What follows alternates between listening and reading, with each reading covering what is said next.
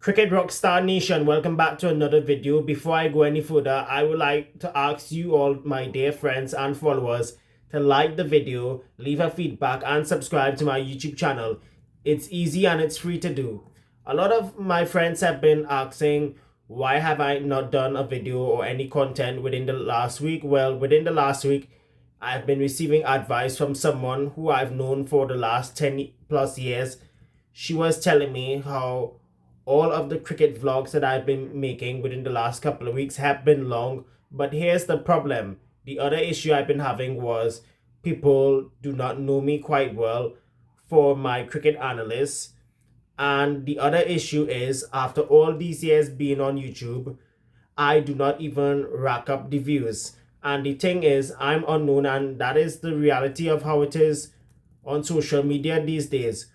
But let's get past that, and without further ado, let me just get down to business. As I have not done any cricket videos for the entire week, it's best I do them all in one. So I'll start with the New Zealand West Indies T20Is, as the first two matches at Eden Park in Auckland was absolutely nail-biting.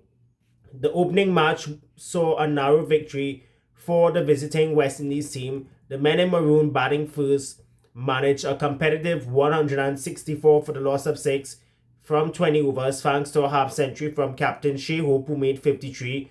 New Zealand's chase looked shaky after a top order collapse, but a late brilliant effort from skipper Mitchell Santner, who finished undefeated on 55 of 28 deliveries, dragged the Black Caps right back in this game. However, it ultimately fell short, losing the match by 7 runs. And with the victory in the first T20, it happened to be West Indies' first T20 international victory against New Zealand in New Zealand since December 2008, and more importantly, their first win on Kiwi soil in regulation time. Now, the last time West Indies defeated New Zealand was in that famous super over in which Chris Gayle took down Daniel Vittori for 3 sixes in 1 over. I think it went for 24 in that one Daniel Vittori over, if I'm not mistaken. That was the match in which both teams tied, and the first ever super over had to play because, or should I say, to decide the winner. That first super over involving West Indies and New Zealand had to decide who would win the match, and the West Indies did win that in what was a very tight encounter. Now, that was a match they should have won in regulation after watching it all these years on highlights on YouTube. So coming to the second game, the Black Caps roared back in typical Kiwi fashion, thanks to a magical display of batsmanship from Mark Chapman, as his 78 of 28 deliveries propelled the New Zealanders to a massive 207 for 5 in 20 overs. And the West Indies, known for their power-hitting heroics, mounted a remarkable comeback, only to fall short by just 3 runs. And the comeback, mind you, or should I say the 5-pack, was led primarily through Rovman Powell, the former captain, who made 45 of 16 deliveries, Romario Shepherd 34 of 16, and despite the late counter-attack and heroics from the two of them, so as Matthew Ford, the New Zealanders, they held their nerve to win the match by just 3 runs. Now, this was after West Indies was 6 for 94 in the 14th over, and they were way behind the ball game. And had it wasn't for Powell's heroics, so as Shepherd and Ford, West Indies would have lost by more than that. Now that the series has won all the 3 matches coming up, everything is to play for, and this is in all preparations for next year's ICC Men's World T20 in India and Sri Lanka. And no doubt Mark Chapman, for all of his batting heroics in the first innings, was adjudged the player of the match for his all-round contribution, which also included 3 catches, mind you. So, staying in the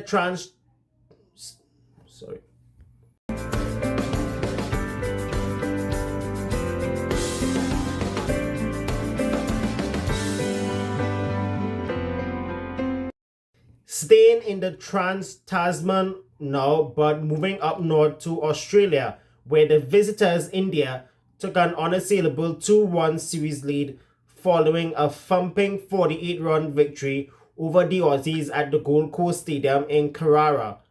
The men in blue posted a modest but competitive 167 for the loss of 8, anchored by Chapman'S, who made 46. The Aussies' response started briskly, or should I say, the Aussies' response started briskly, but completely fell apart against an Indian spin attack that was without Kuldeep Yadav, who was sent back home to prepare for the South Africa series. And let me tell you, Akshar Patel and Washington Sundar, they bowled wonderfully well on a pitch that was unpredictable. And the unpredictability did lead to Australia's dramatic collapse, losing their last 9 wickets for 52 runs to be bowled out for just 119 in the 19th over, losing the match by only 48 runs. All-rounder Akshar Patel, who was the star for India on the day, won the Player of the Match award for his economical 2 for 20 from his 4 overs, which also did lead to crucial breakthroughs along the way, while Washington Sundar's 3 for 3 and Shivan Dubey's 2 for 20 cleaned up the tail very easily. India's victory in the 4th T20 goes to show that India's bench strength and bowling depth has always been absolutely top-notch. And let me also point out, they always have a lot of backup when they do not have their regular players playing in the T20s. So moving away from the land down under now to India's neighbours, Pakistan, or should I say unpredictable neighbours in Pakistan, as the men in green, the home team, their ODI series against South Africa is heading down to the wire following 2 competitive games, one which was a nail-biter and the other one was a complete demolition at the Iqbal Stadium in Faisalabad, a venue that has not hosted any international cricket since April 2008 till now. Pakistan registered a hard-fought win in the first ODI to take a 1-0 lead earlier on in the series. Chasing South Africa's 263 on what was a smoggy night in Faisalabad, Pakistan made things very difficult for themselves but managed to scrape across the line with 2 deliveries remaining in the last over with a 2-wicket victory. The chase was spearheaded by 2 vital half centuries from the always dependable guys in Salman Ali Agar, who made 62, and now former captain Mohammad Rizwan, who made 55. Salman Agar was deservingly adjudged the Player of the Match award for his gritty innings, and in the second match, the Proteas fought back hard in typical South African fashion in the second match to even the series at 1-1, as they chased down Pakistan's total of 269 for 9 with ease, winning by 8 wickets with more than 10 overs to spare. And the chase was built by a spectacular performance by opener Quinton de Kock, who is playing his first one-day series since the 2023 World Cup, where he took a break from international cricket after last year's T20 World Cup. I don't know what was the reason for that. In his comeback series, in just his second game on return, slammed an undefeated 123, and he was also supported by Tony De Zorai, who made 76. The series is now set for a decider on Saturday, which is today at the same venue, the Iqbal Stadium, in the third largest city in Pakistan's third largest city in Faisalabad, which is based in the Punjab state. And with that, folks, that's gonna wrap it up for this video.